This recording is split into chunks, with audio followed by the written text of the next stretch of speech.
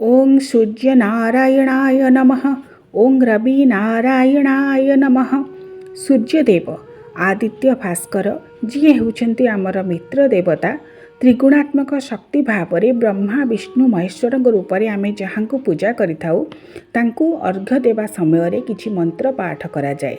आमे जानिचे सदा सर्वदा स्नान पर सूर्यदेव को अर्घ्य देवार विधि रही आमर शास्त्रीय धारारे। जेतेबेले सूर्यदेव को अर्घ्य प्रदान करुछन्ति स्नान पर पूर्व दिग को सूर्य आड़ को मुख करी ओदा वस्त्र रे देवदत्त मुद्रारे 5 अंजुली जल अर्घ्य देवे। ओं सूर्यदेव सहस्रासो तेजरासो जगतपते अनुकंपय मां भक्त्या गृहणार्घ्यं दिवाकर। यही मंत्र पढ़ी सूर्यदेव को अर्घ्य देवे। अर्थात हे सहस्र किरण युक्त तेजपुंज जगतर स्वामी दिवाकर सूर्यदेव मो उपरे कृपा कर एवं भक्तिपूर्वक समर्पित यही अर्घ्य जल को तुम्हें स्वीकार कर। इदम अर्घ्य श्री रवि नारायणाय नमः।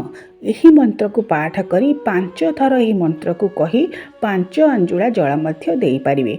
जार रवि दशा थिबो से व्यक्ति ओं ह्रीं हंसः सूर्याय नमः यही मंत्र को 11 बार जप करी जल अर्घ्य देवे एवं शेष प्रार्थना करिवे आत्मपाप वशादेव दीनोहं दीननायक तब दुष्ट दशाग्रस्त रक्षमां शरणागतः। एबे आसंतु जानिबा सूर्य नमस्कार मंत्र। केउ मंत्र को पढ़ी आपण सूर्य नमस्कार प्रत्येक दिन करिवे। ओं जबा कुसुम संकाशं काश्यपेयं महाद्युतिं ध्वंतारिं सर्वपापघ्नं प्रणतोस्मि दिवाकरम। यही मंत्र को उच्चारण करी भूमि रे मस्तक रखी सूर्य को प्रणाम कले सकल पातक नाश हुए बोली आमर शास्त्रीय विश्वास रही। तेबे सूर्य देवतांकर द्वादश नाम संपर्क में आसंतु जानिबा।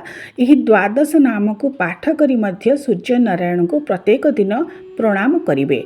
ओं अद्य शुभ पुण्यतिथौ श्री सवित्व सूर्य नारायणाय प्रीत्यर्थम मम दीर्घायुष्यारोग्य धन धान्य विवृद्धयर्थ च श्री सूर्य नमस्काराख्यं कर्म करिष्ये।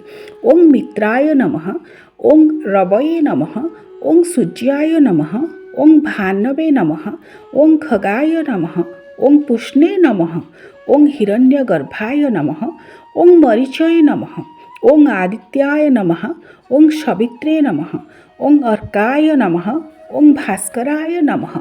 ओं मित्र रवि सूर्य भानु खग पुष्प हिरण्यगर्भ मरीच्यादित्य सर्पतर्क भास्करेभ्यो नमः।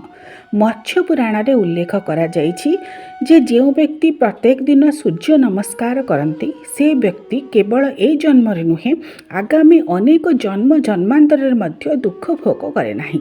आदितस्य नमस्कारं जे कुर्वन्ति दिने दिने जन्मांतर सहस्रेषु दारिद्र्यं नोपजायते। सेहिपरि भावरे सूर्यंकर नाम पढ़ी सूर्य नमस्कार मंत्र करिबा परे आचमन करिवे। निज हस्तरे जल धरी यही मंत्र को पाठ करी आचमन करिवे। अकाल मृत्यु हरणं सर्वव्याधि विनाशनम सूर्य पादोदकं तीर्थं जठरे धारयम्यहम्। एबे आसंतु जानिबा आमर यजुर्वेदरे दीर्घायु पाई सूर्य को प्रार्थना करिबा पाई केउ मंत्र संपर्क में उल्लेख करा जाइछि। जो मंत्र को पाठ करी दीर्घायु निरोग शरीर पाई सूर्यदेव को प्रार्थना करा जाए। ओं तचक्षु देवहितं पुरस्ताच्छुकमच्चरत् पश्चिम शरदः शतं जीवेम शरदः शतं शृणुयाम शरदः शतं प्रवमां शरदः शतं मदिनः श्यामः शरदः शतं भूयश्च शरदः शतात्। अर्थात हे सूर्यदेव आपणक कृपारु आमे 100 वर्ष पर्यंत बंची रहू 100 वर्ष पर्यंत कथा कहू 100 वर्ष पर्यंत शुणु 100 वर्ष पर्यंत देखू एवं अदीन तथा समृद्ध होई रहू। एबे आसंतु जानिबा सूर्य गायत्री मंत्र संपर्क रे। ओं भूर्भुवः स्वः भास्कराय विद्महे दिवाकराय धीमहि ତନ୍ନଃ ସୂର୍ଯ୍ୟ ପ୍ରଚୋଦୟାତ୍। ଆପଣ ସୂର୍ଯ୍ୟ ନମସ୍କାର କରନ୍ତୁ, ସୂର୍ଯ୍ୟଙ୍କୁ ଜଳ ଅର୍ଘ୍ୟ ଦିଅନ୍ତୁ ବା ସ୍ୱତନ୍ତ୍ର ଭାବରେ ରବି ନାରାୟଣ ପୂଜା କରନ୍ତୁ। ରବି ନାରାୟଣ ବ୍ରତ ସମୟରେ ଯେଉଁ ପୂଜା ବି କରୁଛନ୍ତି ସେ ସମୟରେ ପ୍ରତ୍ୟେକ ସୂର୍ଯ୍ୟ ପୂଜାରେ ଏହି ସୂର୍ଯ୍ୟ ଗାୟତ୍ରୀ ମନ୍ତ୍ରକୁ ମଧ୍ୟ ପାଠ କରିବେ ଏବଂ ସମସ୍ତ ମନୋକାମନା ସିଦ୍ଧି ପାଇଁ ସୂର୍ଯ୍ୟଦେବଙ୍କୁ ଏହି ମନ୍ତ୍ରରେ ପ୍ରାର୍ଥନା କରିବେ। ଓଂ ଆକୃଷ୍ଣେନ ରଜସା ବର୍ତ୍ତମାନୋ ନିବେଶୟନ୍ନ ମୃତଂ ମର୍ତ୍ତ୍ୟଚ ହିରଣ୍ୟୟେନ ସବିତା ରଥୋନ ଦେବଯାନି ଭୁବନାନି ପଶ୍ୟନ୍।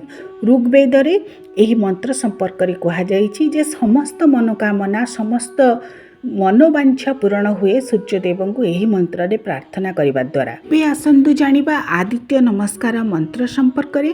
ଓಂ ନମଃ ଶ୍ରୀ ସୂର୍ଯ୍ୟାୟ ପରଂ ବ୍ରହ୍ମଣେ ଆଦିତ୍ୟସ୍ୟ ନମସ୍କାରାନ୍ ଯେ କୁର୍ବନ୍ତି ଦିନେ ଦିନେ ଜନ୍ମାନ୍ତର ସହସ୍ରେଷୁ ଦାରିଦ୍ର୍ୟ ନୋପଜାୟତେ। ଏହି ମନ୍ତ୍ର ପଢ଼ି ସୂର୍ଯ୍ୟଦେବଙ୍କୁ ପ୍ରତ୍ୟହ ନମସ୍କାର କରନ୍ତୁ। ନବୋଦିତ ସୂର୍ଯ୍ୟଙ୍କୁ ଏହି ମନ୍ତ୍ରରେ ନମସ୍କାର କରନ୍ତୁ। ଓଂ ସପ୍ତାଶ୍ୱ ରଥମାରୂଢ଼ଂ ପ୍ରଚଣ୍ଡ କାଶ୍ୟପାତ୍ମଜଂ ଶ୍ୱେତ ପଦ୍ମଧରଂ ଦେବଂ ତ୍ୱଂ ସୂର୍ଯ୍ୟଂ ପ୍ರಣମାମ୍ୟହମ୍। ସେହିପରି ଭାବରେ ଯେତେବେଳେ ପ୍ରଭାତରେ ଉଠୁଛନ୍ତି, ସକାଳୁ ଉଠିବା ପରେ ସର୍ବପ୍ରଥମେ କର ଦର୍ଶନର ବିଧି ରହିଛି, ଅର୍ଥାତ୍ ନିଜ ହସ୍ତକୁ ସର୍ବପ୍ରଥମେ ଦର୍ଶନ କରନ୍ତୁ। ସେହି ସମୟରେ ଏହି ମନ୍ତ୍ରକୁ ପାଠ କରନ୍ତୁ।